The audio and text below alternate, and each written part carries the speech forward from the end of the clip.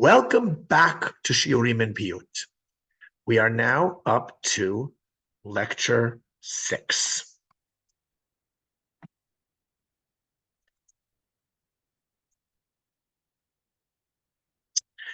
So part 6 of this lecture series will deal with the rahitim in the Kedushta Uyamti B'chil Kippur for the first day of Sukkot. There are 2 rahitim in this Kedushta, Erhatz B'nikayon Kapot and Az Hayeta Hanayat Sukkot.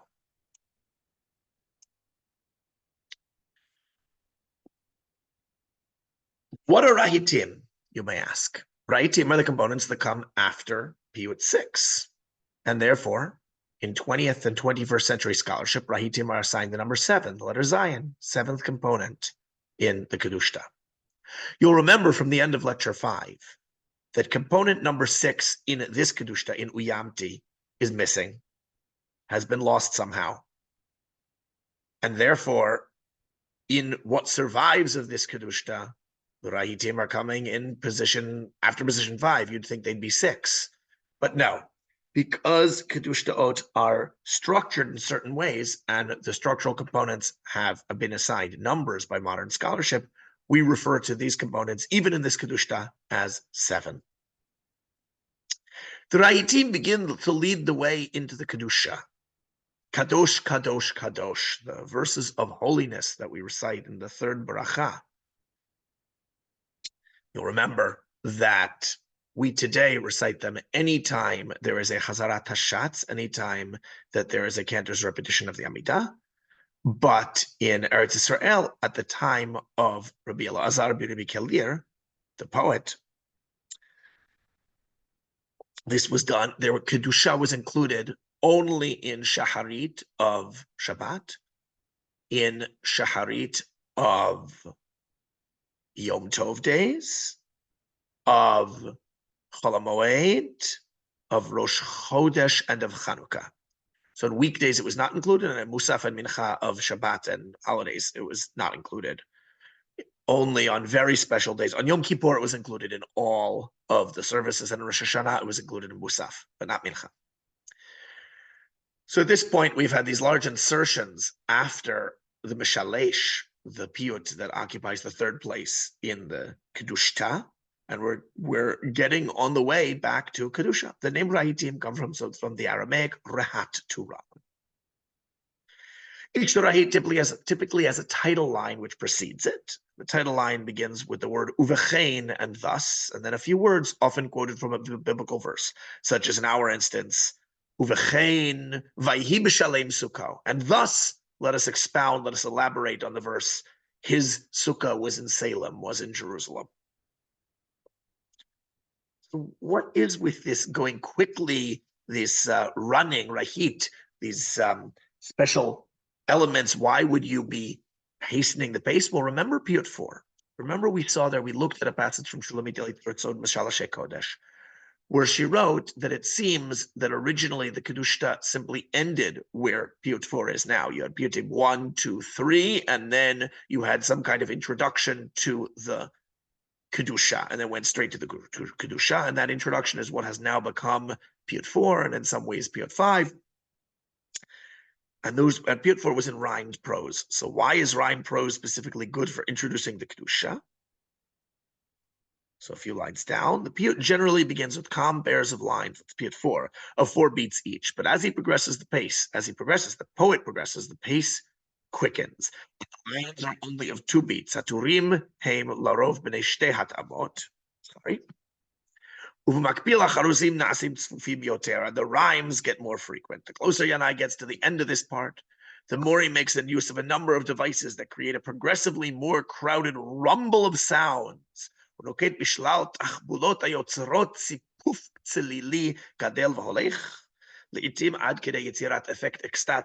even to the point of creating an ecstatic effect where the only place to go is after all this, Kadosh, Kadosh, Kadosh.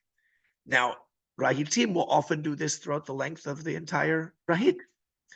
Rahitim typically use techniques such as alliterative acrostics, letters of the alphabet repeated not just once at the beginning of each line, as we've seen in acrostics until now, but over and over in each line.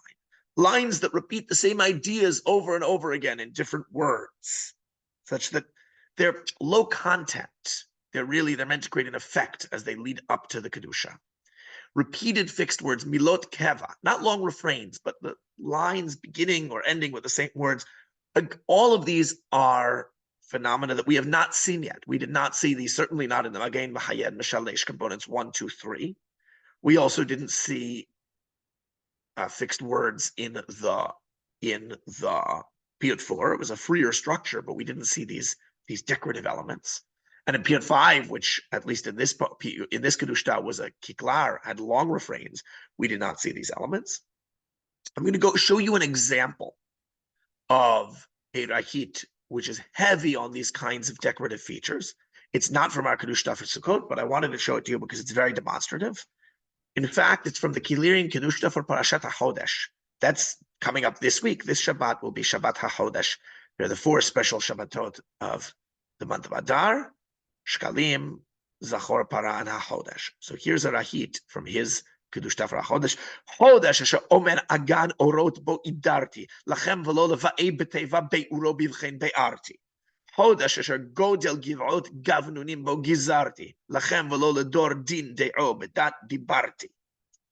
I give you the English underneath, but the emphasis here is not on the translation, since this is not our Kedushta, and it is purely here to demonstrate the structure.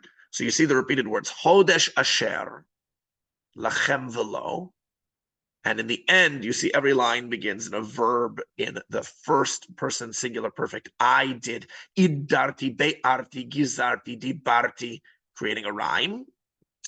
And in the first line of each couplet, the word before that is bo. So you've got a number of milot keva. Chodesh asher, these are fixed words. The month when, and then before the last word, during it, and then the last word, it's not a milat keva, but it has a fixed structure. I did X, idarti. And then in the next one, lachem velo, to you and not to. And then again, be'arti, not a fixed word, but a fixed grammatical form. And you see the acrostics. You don't just have aleph in the beginning. You have aleph, aleph, aleph, aleph, bet, bet, bet, bet, gimel, gimel, gimel, gimel, dalet, dalet, dalet, dalet. It is a veritable mosaic of little gems put together for the effect much more than for the content. Once you've seen one stanza, you effectively know the meaning of the whole poem, with some variations perhaps. There could be more than one rahit. You'll see in our Kedushta we have 2. Unlike all previous components of the Kedushta, where you have 1, you can't have 2 machayim. You have 1 machaya, 1 mishalesh. But here you can have many. This is where you can expand it. So it's Kedushta for Yom Kippur, where Yom Kippur is a day where there's just so much prayer. The structure of the prayers is as usual. You go to the synagogue, you have Sukkot Zimra, then you have the Shema with its barachot, then you have the silent Amidah, then you have the loud Amidah. The loud Amidah has a Kedushta. What makes it long? Within that Kedushta, the rahitim can expand it instead of what could take 1 minute to say one rahit. You could take 45 minutes to say many. It can be expanded indefinitely. And as we mentioned, the rahitim are indicated by the number 7, the letter Zayin, because they're the 7th component of the Kedushta. And if there are multiple rahitim, these are indicated by superscript numeral.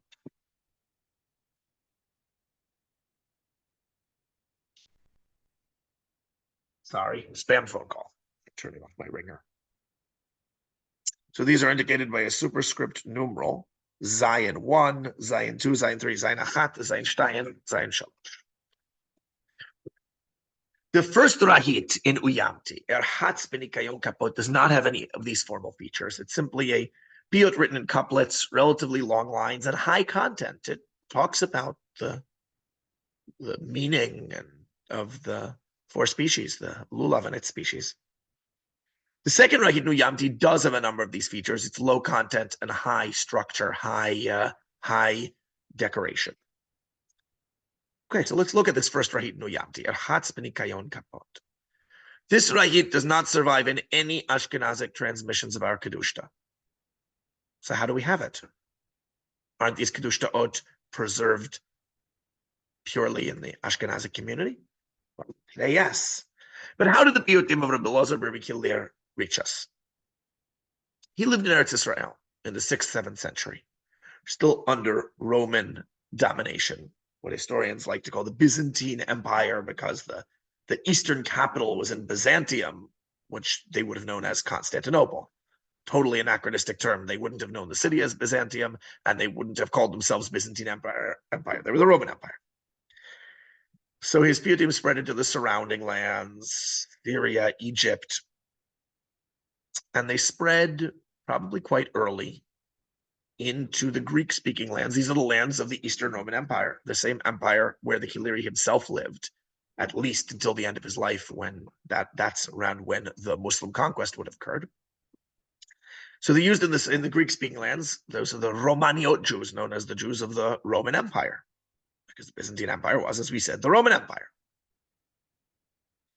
They also spread into, well, as part of that, they spread into South Italy, because the Roman Empire still controlled at this point southern Italy. They also spread into northern Italy, so Lombardy,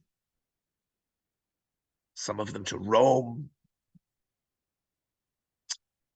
And from there, it's unclear exactly how from southern or northern Italy and from the various to the various spreadings of tradition, how they got to France and to German-speaking lands. It's not as simple as from southern Italy they got to northern Italy, from northern Italy they got to Germany and France. As you can see from the traditions of which Killian piyutim arrived, that there are different channels. But this is a general sense of how they spread. Now, what are the texts that we have? As mentioned today, only Ashkenazic Jewry recites these. So in Europe, through the 14th century, there were Jews in both the German-speaking lands and French-speaking lands, Ashkenaz and Tzarfat. Tzarfat being the France, roughly, northern France. And we have many manuscripts of Machzorim from then.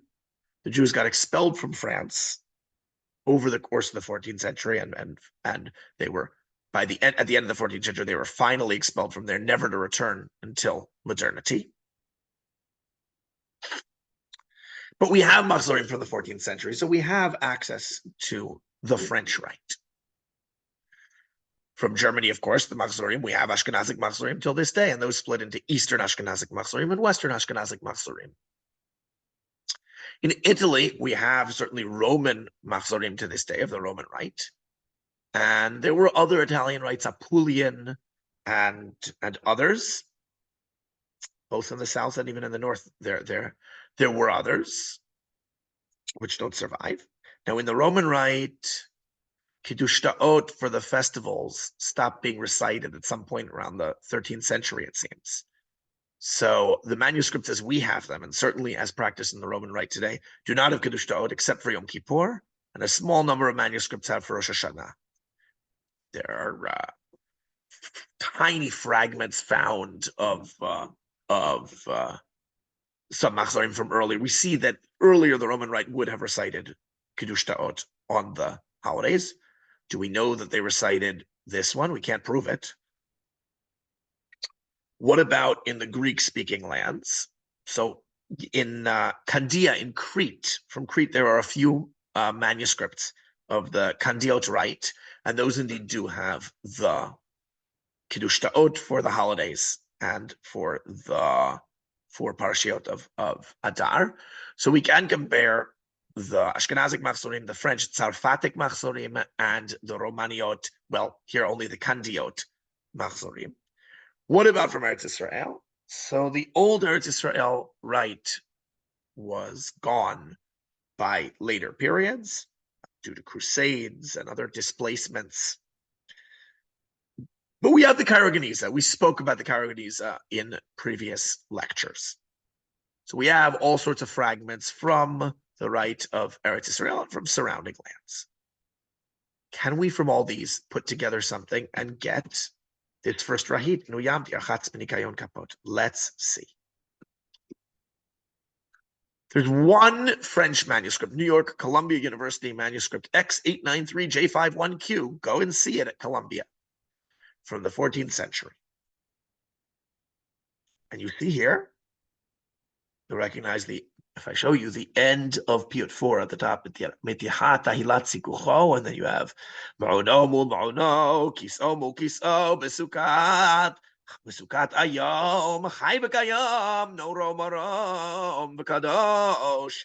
Then you got Piyut 5, you can see the two refrains, Anovev, Befevel Ashon, etc. Kadosh, Sagicho, Achlonim Tzeita, and then you see Ekchapri, Etzadar, you've got the 5 sections, each with the 3 stanzas in them, and the indication of the refrain, Anovev there, Sagichach there. And then what? Look here. Uvchein ulkachtem lachem, it says v'lakachta, should be ulkachtem lachem vayom harishon, this line right here. And then erhatz benikayon kapot, this is that missing rahit. Do you notice anything different about this section from the other sections of the page? No vowel signs. You see, through all these piyutim, there are vowel signs. For these, they're not. Because this piyut was not recited by the time this copyist in the 14th century wrote this manuscript. And therefore, there was no need for vowel signs, are there for a practical purpose, so that you can read them, so you can use it in the synagogue. There's no need for that for this. So why did he copy it?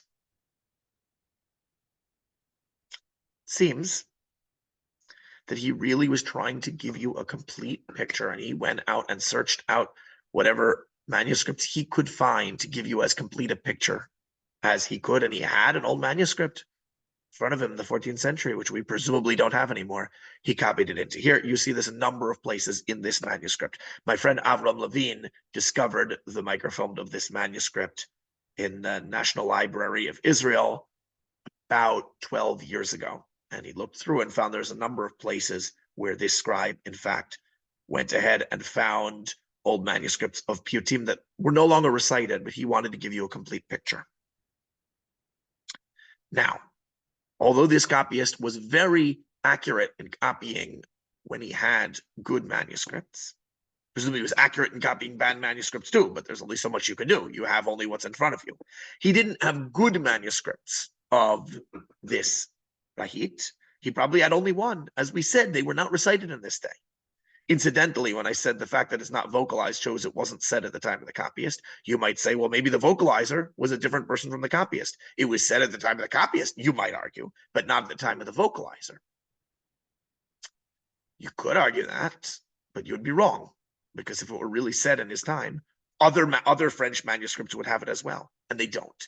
Clearly, he found an old manuscript, a corrupt manuscript. Therefore, he copied a corrupt text of this piyut. But through it, we have this piyut here, and that's the first rahit, and here's the second rahit.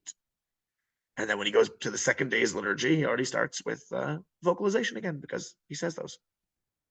Is that it? Doesn't it survive anywhere else? As we said, it's not in any Ashkenazic manuscripts. We don't have Italian manuscripts. In the Kadiot manuscripts from Crete of this Kedushta, they don't have this rahit. There are some other rahitim which didn't survive elsewhere for other Kedushtaot that they had, but not this one. So is this corrupt French manuscript the only thing we have? Remember, we said that this Kedushta does not appear much in the Geniza. We have fragments, but we don't have much. Let's see. Are there any fragments of this rahit in the Kedushta? So we should be able to know from the late Michael Rand, who did all the manuscript work for Shulamit Elitzur's upcoming edition of all the piyutim of R Eleazar beribbi Killir for Sukkot, which is forthcoming hopefully in the next few weeks. So is there anything? Well, yes. Oy vey. There's some words here. Cairo Geniza fragment, Taylor Schechter, that means the Taylor Schechter collection in Cambridge. New series, that means the fragments that they found only in, I think, the 1950s in Cambridge in boxes which they didn't even boxes that they didn't even realize existed, but they had brought up to Cambridge around the turn of the 20th century. 275.146.5 recto. You got some words. You've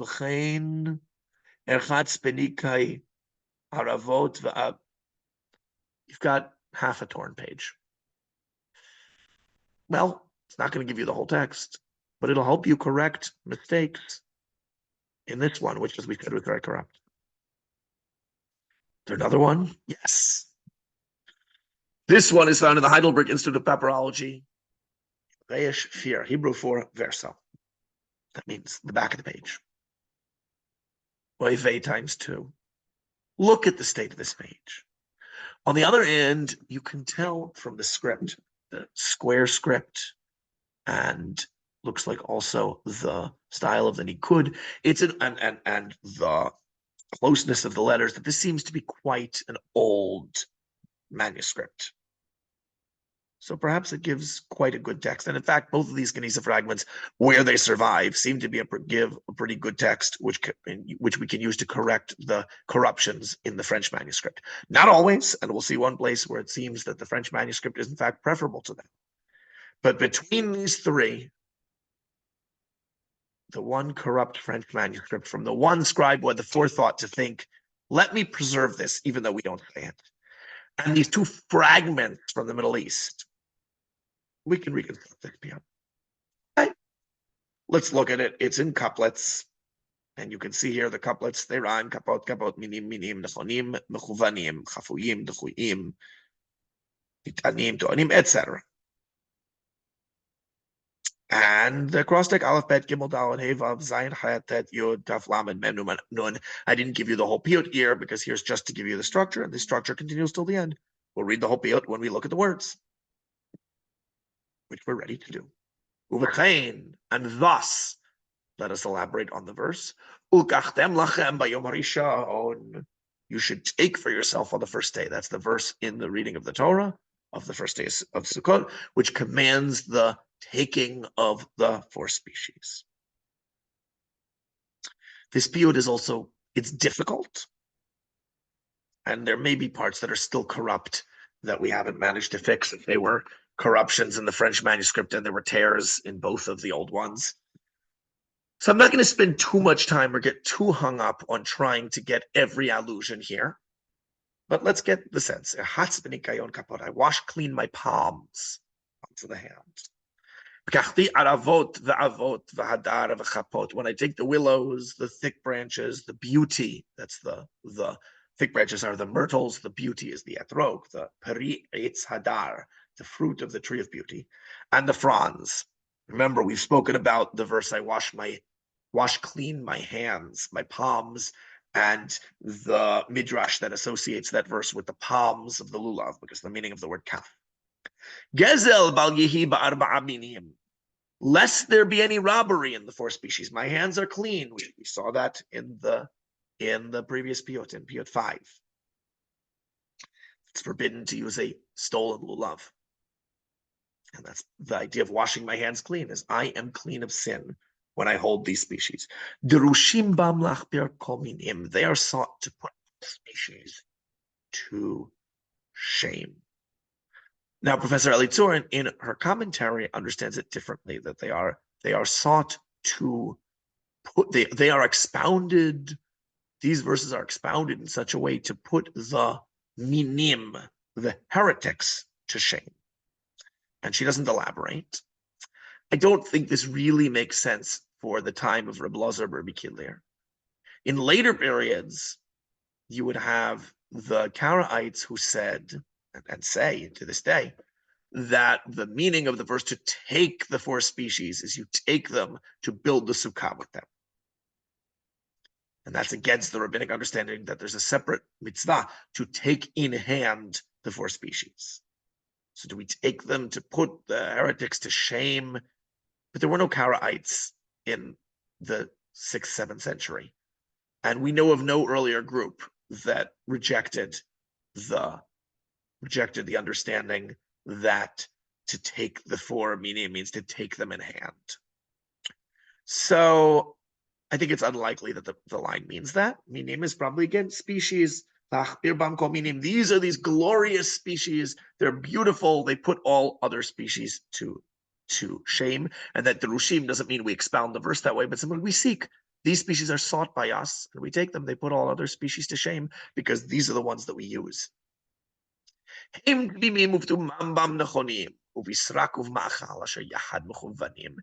are complete. And the Jews are ready, nechonim, with their own perfection, tumam, and with both fruitless srak, non-fruit-bearing trees, of machal, fruit-bearing trees, which are all directed together. We have the lulav and the etrog, the palm and the citron. Palms bear dates, citrons bear citrons. And we also have fruits, trees that do not bear certainly edible fruit, the willows and the myrtles. We put them together, the midrashim, that the various species represent various types of Jews. The poet certainly is not elaborating on that here. He will in the next piyut, the siluk, after the rahitim. So at that point, we can look at those midrashim, and here just know they're midrashim that when we take all the different kinds of species, it's like putting together all the different Jews.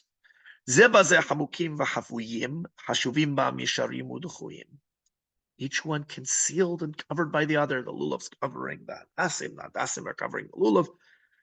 And the Jews are considered chashuvim through them, upright, the Jews who are upright and oppressed. This doesn't seem like it's two different kinds of Jews. It doesn't seem that it's a strong allusion to the Midrash about different kinds of Jews and the different species. All the Jewish people we say are upright, uduchuim, and they're oppressed because, unfortunately, Jewish history has contained much oppression. We had this already in the piyut. I think it was 2, might have been 1. I think it was 2 in the Machaya. Sichim b'derech mata'atam, plants in the direction that they grow. Remember, we had the halacha that you have to hold them in the direction that they grow. Tirim b'derech mata'atam nit'anim, they're born in the direction that they grow. Yokesh yeter pish'eizu ta'anim, and we bear them. They are born in our hands, but they bear our sins. It's reciprocal. Yokesh, as in the language of Mokesh, a trap, the trap of the crimes in which we stumble. In which who stumbles? Zu. Zu is the Jewish people, yes. It's from the Song of the Sea. Thou didst lead with thy kindness the people that thou redeemest. The people zu thou redeemest. In later Hebrew comes to mean this in certain circumstances, but in the Torah it's a relative particle. The people that thou redeemest. Ad yavor am zu kanite, until they cross the people zu thou acquiredst. So in piyut, zu becomes a name for the Jewish people. Don't translate it as this. It's not they bear the stumbling crimes of this. They bear the stumbling crimes of zu. We bear them and they bear us. Kulaham, usual way to say all of them in Hebrew is kulam, but there's one place in the Bible, I think in the book of Samuel, where you've got kulaham, and Paitanim like using this form. I'm not sure exactly why. When they need the rhyme, it makes sense. And at least in this period, Paitanim don't go out of their way to use odd biblical forms if they don't need them. Later on, several hundred years later, Reb Sadia Gaon would start doing that. He would make a point of using odd biblical forms as part of his poetics, his poiesis. But in this period, not nonetheless, kulaham it gets used by Paitanim for some reason. Yahad yihu agudim, all together they're bound, they're bundled up. La agudat ezov ne'egadim. Literally, they are bound up to the bundle of hyssop. Doesn't make sense. Bundle of hyssop is used in the ritual of the Pesach sacrifice. And not even every year Pesach sacrifice, just the first one in Egypt, as you see the verse that I quoted, Ulkachtem agudat ezov, ye shall take a bundle of hyssop, utvaltem badam asher basaf, and ye shall dip it in the blood that is in the basin. How is the lulav connected with the hyssop bundle? Hyssop is, it's a plant usually identified today with zatar. So I'm following Professor Elitzor's commentary on this, where she says negadim is they're somehow bound to it in a derivative sense. Their rules are learned from the rules of the Hisap bundle. And you see down here from the Mechilta Reb Shimon Bar Yochai, Mechilta Reb Shimon Bar Yochai is a halachic midrash on the book of Exodus from the early centuries of the first millennium, let's say the third or so, fourth. Reb Shimon Bar Yochai himself lived in the second, but it doesn't seem he's the author of it, but rather he's the first mentioned rabbi in it. In any event, we don't actually have the entirety of this midrash. We have fragments, but this is one of the fragments we have. Ukachtem agudat ezov. It's on the verse about Korban Pesach. You shall take a bundle of hyssop. Rabbi Yehuda says, Ne'amrakan lekicha. It says here you shall take taking. V'ne'amra lekicha b'lulav. It says taking about the lulav, right? Ukachtem lachem b'yom rishon. You shall take for yourselves on the first day. Ma lekicha ha'amura kan aguda. Just as the taking there means in a bundle, so the taking here, aguda, that when you take the 4 species of the lulav, you don't pick up an etrog and then put it down, and then pick up a hadas and then put it down, but rather you take them in a bundle. Whether you would fulfill the obligation by taking them separately, that's beyond the scope of this shiur. There's another version of this line, though, because that's very weird. Agudat ezov negadim. They're bound to the hisap bundle.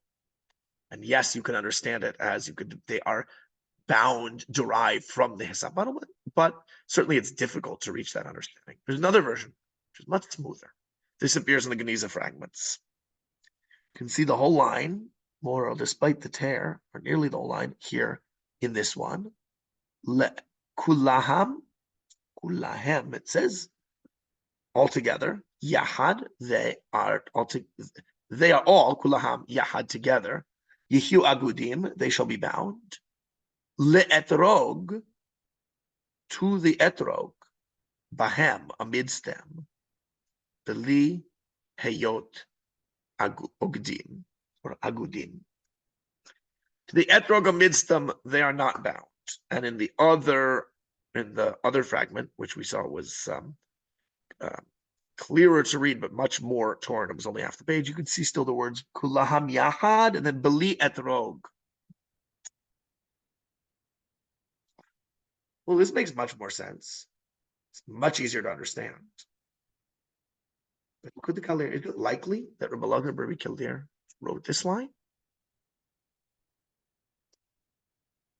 What about this from lecture 2, where it said those that bind the plants, the 4? And as we saw, Rav Stahl found a number of sources which talked about, from the Killir himself, which talked about binding the 4 species together, and from other paitanim of the era. And we had the art where the etrog is bound. Doesn't see me do an about face here and say they don't bind them to the etrog. And there's another reason too why I prefer the harder reason. That's the concept of lectio difficilior potios. The more difficult reading is the better one. If a scribe sees the word la'agudat ezov ne'egadim, the scribe is going to think, I don't know what this means. They're not bound. The lulav is not bound to the hisap bundle. There's no hisap bundle in the lulav. And therefore is likely to change it to something much smoother, that they are not bound to the etrog, especially if you're dealing with a scribe hundreds of years later, when the practice had indeed become that you don't bind them to the etrog. Especially the fact that it's the more difficult version that appears in Europe, where definitely we know the etrog was held separately. You'd think if we found the line that the etrog is held separately, we found that in a European manuscript, that would have made sense. It would have made sense that a European scribe would have changed it to that. Or especially if that had been the original line, that a European scribe would have kept that. But in fact, we find even in Europe, we find this la'agudat ezov ne'egadim, this harder line. It's harder to understand, but it seems to be the correct one, or at least something like this. Could be that the manuscript that our French scribe was copying from was corrupt, and that there's a word missing, and the line would be much clearer with the missing word. But this isn't an example of corruption and of word missing. This is a completely different line. It seems that this bound in derivation from the Hisab bundle at least reflects the original text, even if corrupt, if it is not the original text. But it could be the original text. And in fact, what Professor Eleazar wrote, that bound to the bundle means derived from the bundle in the Midrash. They're found at all times. We saw this where Eretz Israel, it's easy to get the 4 species. God doesn't overly impose on us to get exotic species, but get ones that are easy to get. Netzach menasachei mayim magdilim. Forever they expand. Magdilim. They cause to grow. Menasachei mayim. They expand the greatness of the libators of water. We've talked about this. That in addition to the wine libation, which was poured on the altar with all the sacrifices, with most of the sacrifices throughout the year, on Sukkot, the morning Tamid offering was also accompanied by another libation, one of water. So just as these plants grow alongside water, they enlarge out the greatness of the Jewish people who are libators of water. So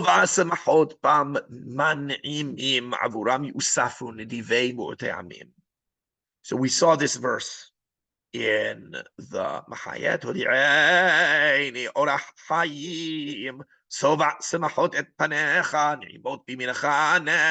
Teach me the path of life, satiety of joy,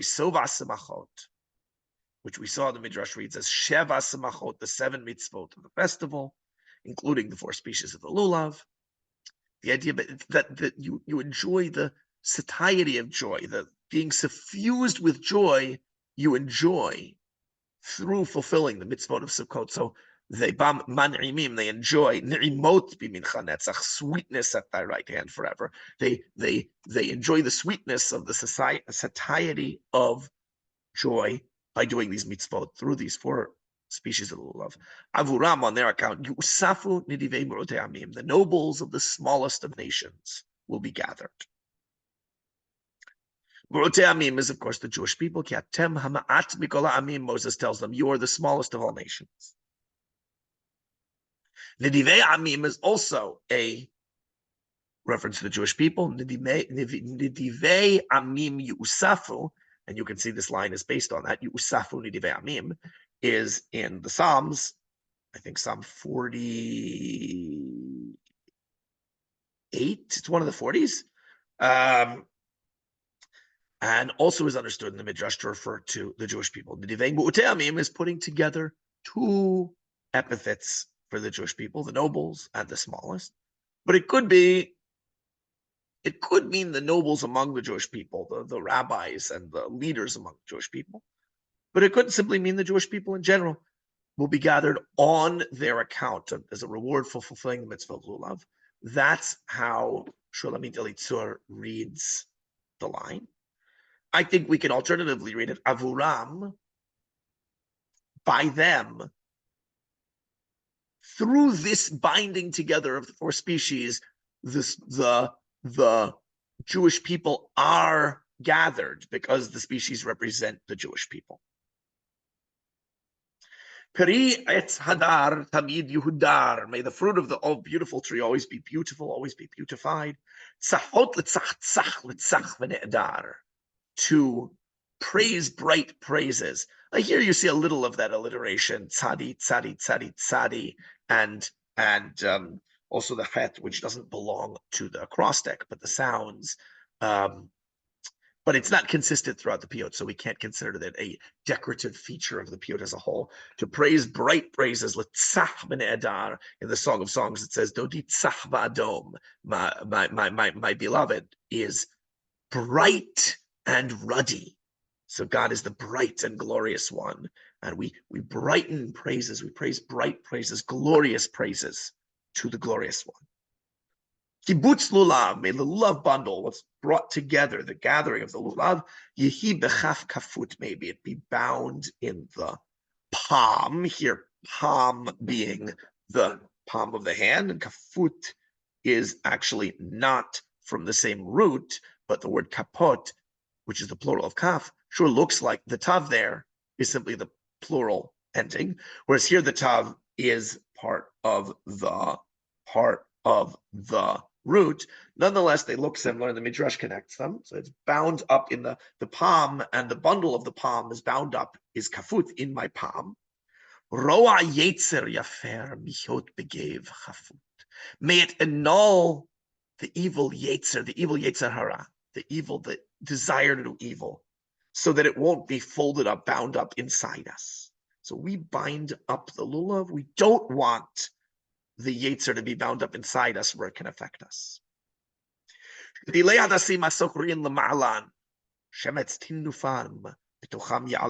Myrtle plants which look upwards, into them may the Jews' grimy filth, i.e. sins, ya'alam, be disappeared. You'll notice lama'lan and ya'alam, he rhymes. Mem and nun, final mem and nun sounded similar in many dialects of Hebrew throughout the ages. Tiferet ha'amira ba'anfei anava, I shall offer splendid praise with the willow branches. Keeping the themes that we saw very much in certainly the end of Piyut 5, that what we do with the four species of the Torah doesn't say what's the point of taking them in hand. The Killir is saying very much, we praise with them. They become an instrument of Hallel. After all, we take them during Hallel. We hold them during Hallel. Techuna, may this thing that has been established, Kimei Olam Tehareva, may it be pleasing as in ancient days, as the rituals of the temple, including this ritual, may this one today too be pleasing. That is rahit number 1. You won't find it in any machzor. You won't find it in any synagogue. But it was originally part of the Kedushta. My friend Avram Levine found it about 10 years ago. And it will be part of Shulamit Elitzur's very soon forthcoming edition of the Piyutim of Sukkot. Done with that, now we can move to rahit number 2. Rahit number 1 dealt with the 4 species. Rahit number 2 is going to deal with the Sukkah, the 2 big mitzvot of Sukkot. So this rahit survived in Ashkenaz and a few manuscripts of the Western Ashkenazic Rite, although it did not make it into all when manuscripts of the Western Ashkenazic Rite. It was dropped like a lot of rahitim, presumably to save time in the service. Therefore, it's not printed in the printings of the Western Ashkenazic Rite. It survives in all manuscripts of the Eastern Ashkenazic Rite, and therefore appears also in its printed machzorim, and thus is recited in most communities that follow the Eastern Rite. So we said the first rahit was about lulav, second rahit is about sukkah. The first rahit we saw was relatively high content. It talked about all sorts of meanings and significances of the 4 species, and it didn't have much in the way of decorative, alliterative acrostics, repeated words, anything like that. But this one is a high structure, low content piyut, perhaps more typical of rahitim. In lecture 4, for Piyut 4, we saw the Midrash that before the world was created, God already had his sukkah in heaven. And he had the concept of the temple in Jerusalem, which would be his sukkah on earth. And he waited and yearned for that. So we're going to return to that theme here, but here, instead of leading us in study, the Paitan is going to sing to us. I don't want to look at all the allusions in this piyut because that's not the point of this piyut. There will be individual words that are allusions to verses, but the content of it is simply, it's low content. It's over and over again talking about the angels on high and the temple on low and the Jews on low. And there are a lot of synonyms. So you don't need to know where each synonym comes from. And in fact, focusing on that will turn the experience of the poetry into experience of study, which has been great for these piyutim until now, but is not the point of this rahit. I do want to show you though one verse. God's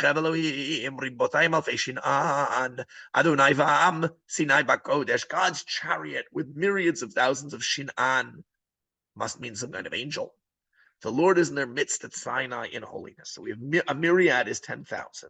So myriads of thousands, at least 20,000 times, at least 2,000 of Shin'an, or plus at least 2,000. The Midrash says 22,000 because 2 myriads and 2,000s, because both words are plural. In any event, we've got the chariot of myriads. We've got this word Shin'an, angel. Go ahead and read.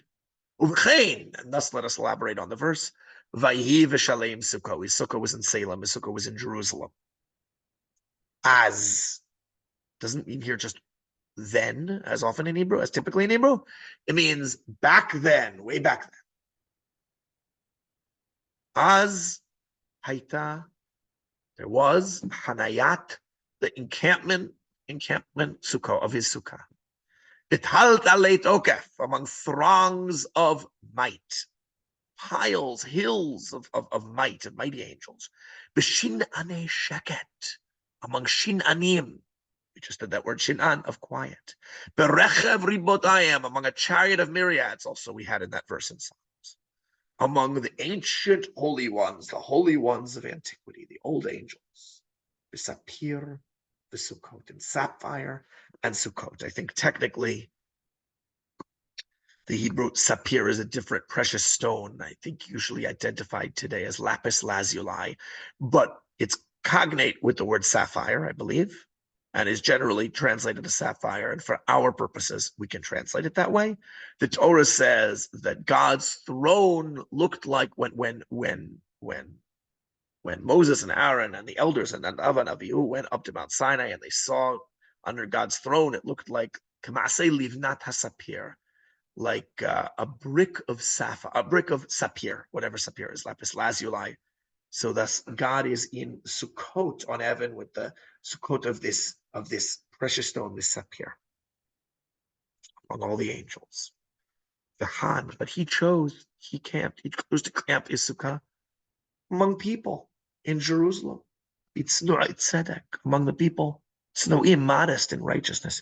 Bif'er parochet, and the glory of the parochet, the curtain that hung between the Kodesh, the holy place, and the Kodesh Kadashim, the Holy of Holies. Ba'avodat erech, in the service of order, and the service all set in order. The Sukkot Segula, in the Sukkah of Segula, the treasure. God says before giving the Torah at Mount Sinai, V'chitem li Segula, you will be a treasure for me. V'hi Sukkatam. And this is his Sukkah. The structure of this piyut is based on that of one by Yanai for Yom Kippur, which still is said today among Ashkenazim, that you are praised by all the angels in heaven, but you chose as your praise the praise from mortals on earth, and that is your true praise. So here, saying your Sukkah, his Sukkah was up among the angels of heaven, but he chose to camp in the temple in Jerusalem, and that's his Sukkah, his true Sukkah. Back then the encampment of his Sukkah was among being sparkling with light, the angels on high, the lahat loatim, and the flash of flashing angels, and the wings of cherubim, sapphire and Sukkot, the sapphire of Sukkot. The Han b'shalem Sukkot, and he camped his Sukkah in Salem, b'yedidut Ya'ar, in the beloved forest.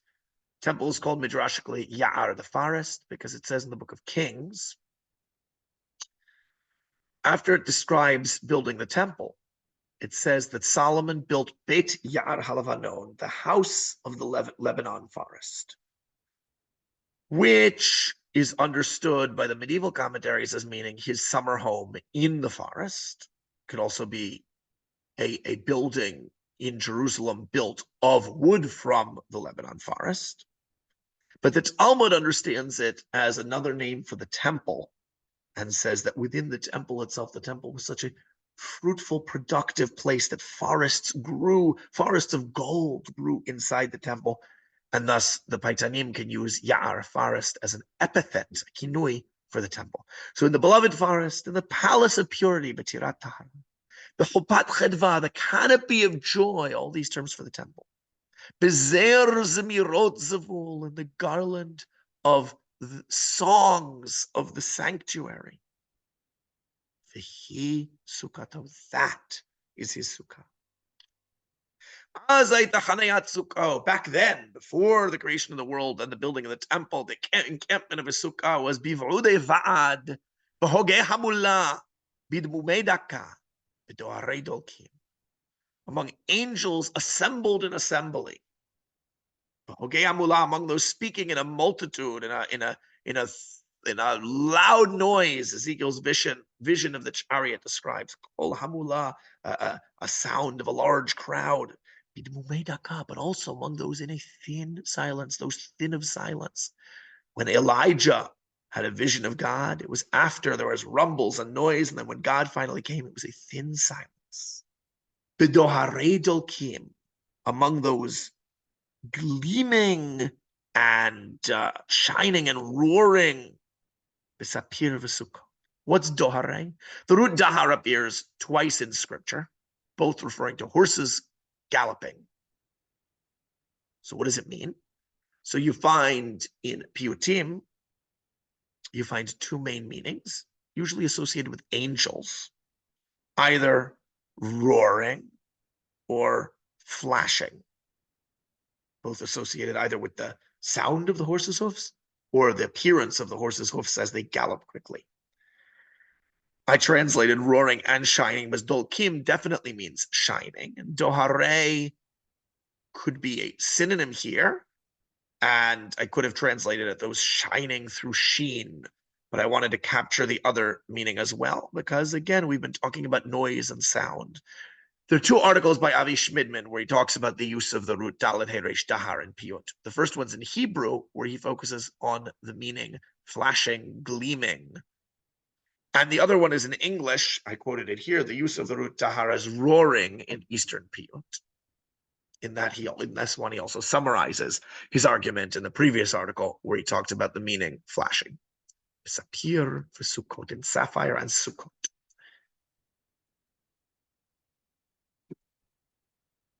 And he camped his sukkah in Salem. We're getting towards the end of the alphabet. Oh, I forgot to mention, this alphabet goes backwards. Paitanim do that sometimes. No special meaning. But the previous rahit we saw went forwards, aleph to tav. So this one goes taf, shin, resh, kuf. You see the letters I made large. And we see the alliteration, not just once in each line, but both words in each line. And the lines are very short. Begin with the acrostic letter.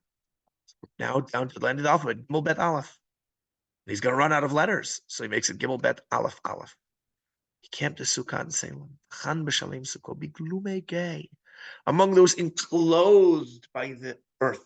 Gay is earth in Greek. Why are we using a Greek word in a Hebrew piyut? Paitanim don't even like to use Aramaic except under certain limited circumstances. So the answer is gay in Hebrew means valley. In Greek, it means earth, land.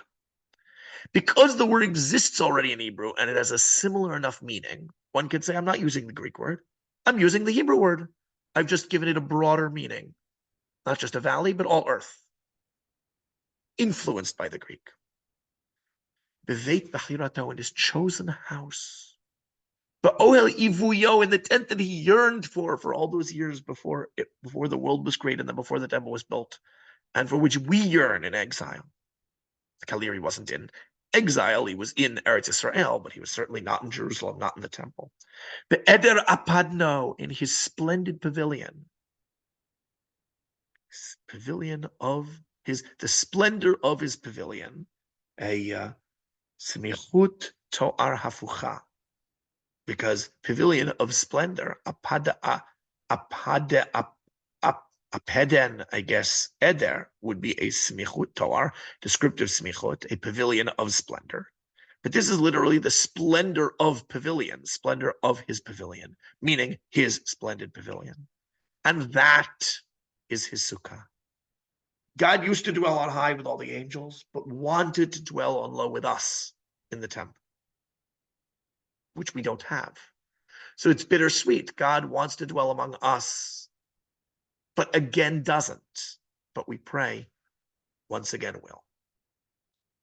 So if this is not study, but rather a poem, a song, can we hear it? This is Masei Rav. That's the book describing the practices of the Gaon of Vilna, the Eliyahu of Vilna in the 18th century, who had his own private synagogue, the Klois in Vilna. Says in the laws of Sukkot, section 225, Piyut az hayata hanayat Sukkot shatz v'kahal pasuk b'pasuk b'ni'imav v'zimra. Piyut az hayata hanayat Sukkot would be recited by the cantor and congregation, stanza by stanza with sweet singing. What this means is that the cantor would sing a stanza, and then the congregation would repeat it, reciting it, generally. Each person to some degree of out loudness or silence. And then the cantor would, with lovely melody, Bashirov Zimra, recite the next one, and the people would recite it.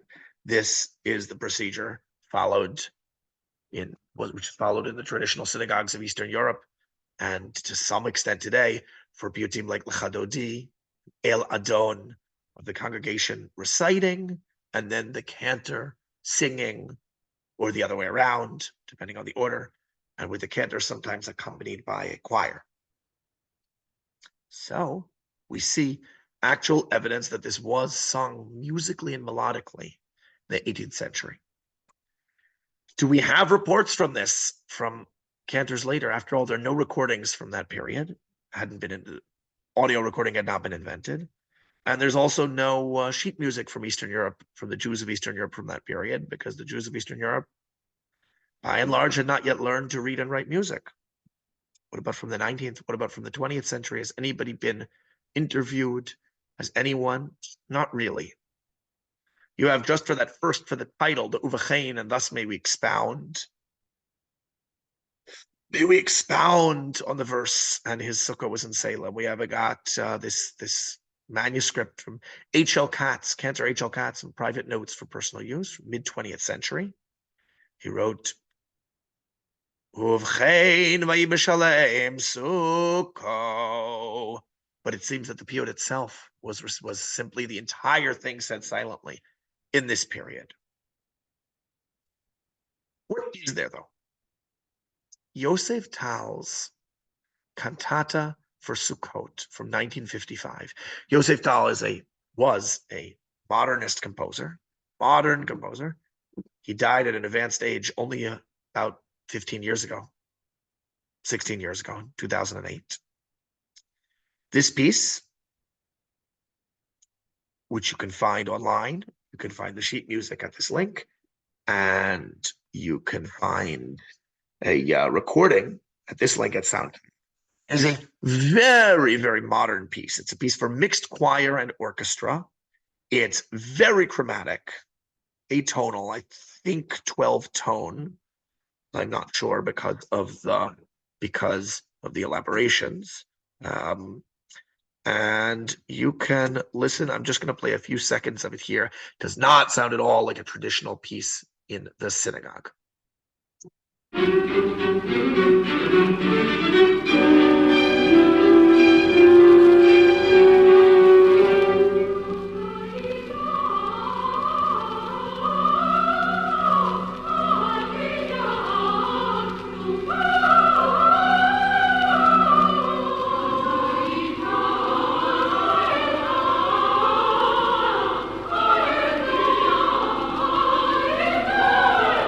Maybe you like that. Certainly not traditional shul music. But you can listen to the whole thing at the link.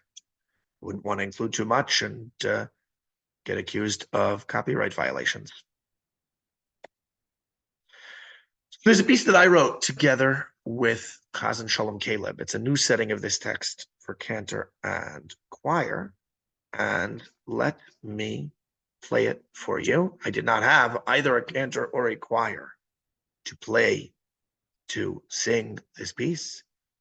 So I sang the cantorial parts myself, and I played the choir parts on the piano. So when I'm singing alone, that means the cantor part. When I play the piano, it means the choir part. And this piece has greatly suffered by having to be demonstrated just by me here at home. But hopefully I can give you a sense of what it's supposed to sound like.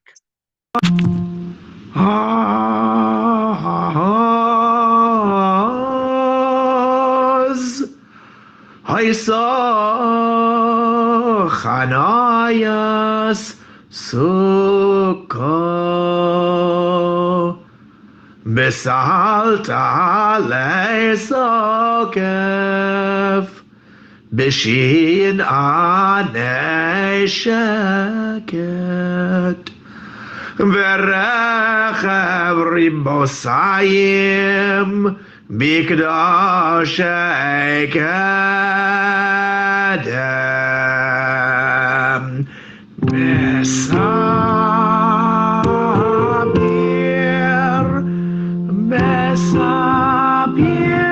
vesukos Mesapir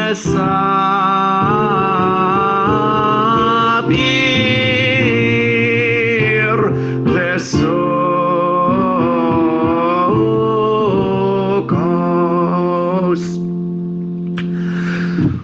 Vechon b'shalem Sukkot Mitnu tzedek bif'er paroches v'avod aserech v'sukas segula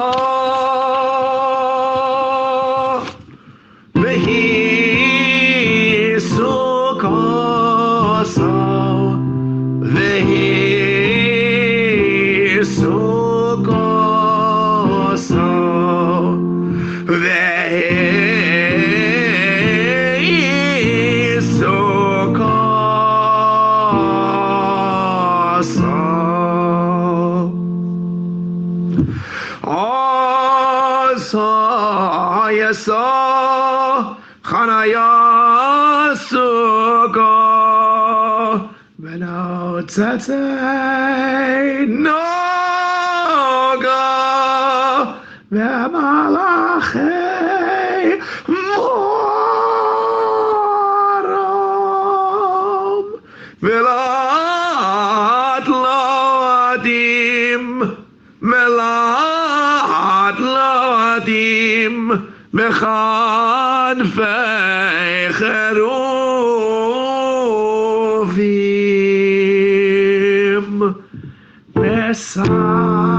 Mesamir Mesukos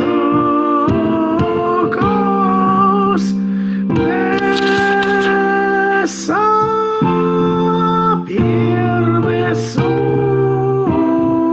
Mesukos Vechon Meshalem Sukkot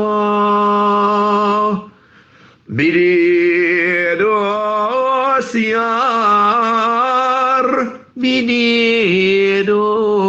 Yar Betiras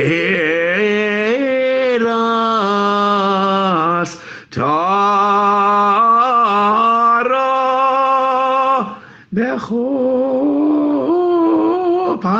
Bechupas Chadva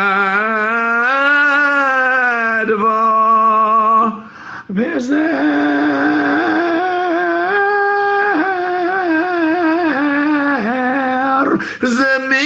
Zemiros Zavul Vehi Sukoso Vehi Sukoso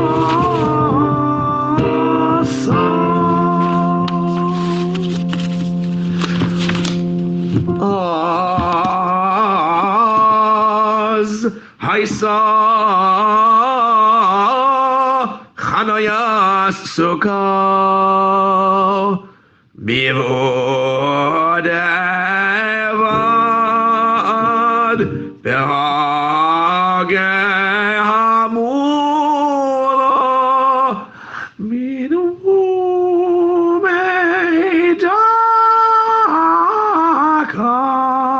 Medarei Dalkim Medarei Dalkim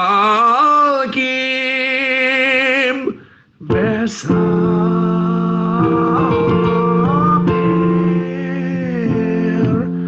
Vesokos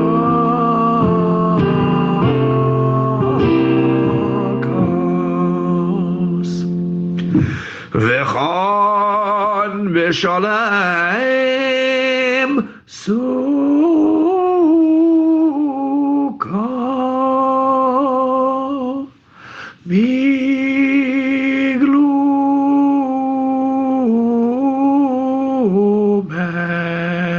Biglu gay beveis bechiroso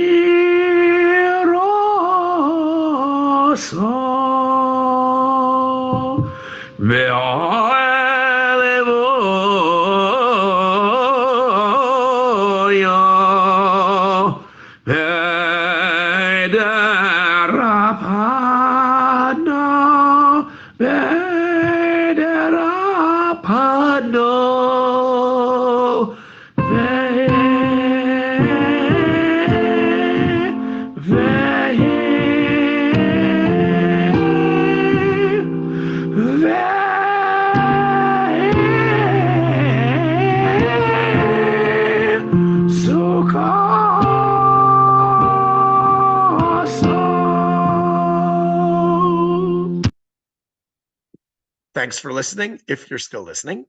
And that's the end of the rahitim.